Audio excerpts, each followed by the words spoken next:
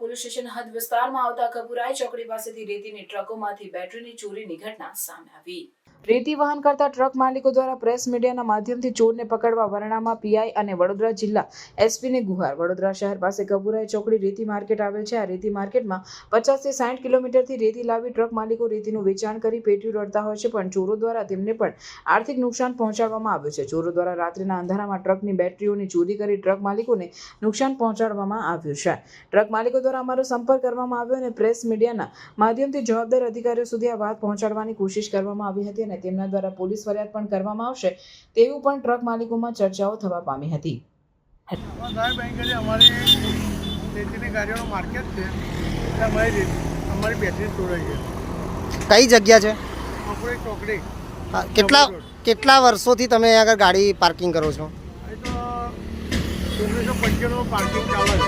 તો આ ચોરી બાબતે તમે પોલીસને જાણ કરી? નહીં કરી, આટલા વર્ષોથી એના બનાવ વારંવાર બને છે। કેટલા અગાઉ પણ કેવા બનાવો બન્યા છે? આ બેટરીઓ જાય, ડીઝલ કાઢી જાય, તો તમે કમ્પ્લેન કેમ નથી કરતા? અમારી બેદરકારી કેવી થાય? હા, તો કમ્પ્લેન હવે કરશો તમે? અમે અગાઉ કમ્પ્લેન કરેલી છે ને, મીડિયા વાળાને બોલે અમે કમ્પ્લેન બી કરી કે મીડિયાના મારફતથી અમે વડોદરામાં પીઆઈ સાહેબને જણાવીએ છીએ અને એસપી સાહેબને બી જણાવીએ છીએ કે સાહેબ આ બીજો કંઈ બનાવવાનો એની માટે આ મીડિયાનો અમે સહારો લઈએ। જી, આપનું નામ? ઠાકોર ચંદ્રસિંહ મગનભાઈ, કિંમતિયા તાલુકો ડભોઈ જિલ્લો વડોદરા। જી, કેટલી ટ્રક છે તમારી?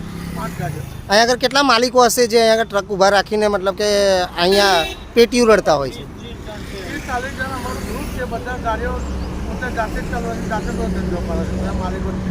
ઓકે, તો રાત્રે અહીંયા મતલબ કે તમે આખો દિવસ અહીંયા હોય છે અને રાત્રે પછી કોઈ હોતું નથી? ઓકે, રાતે 50 કિલોમીટરથી રેતી ભરીને રાતે 12 વાગ્યા પછી આ બનાવ બને। હા, તો કેટલી બેટરી ગઈ છે?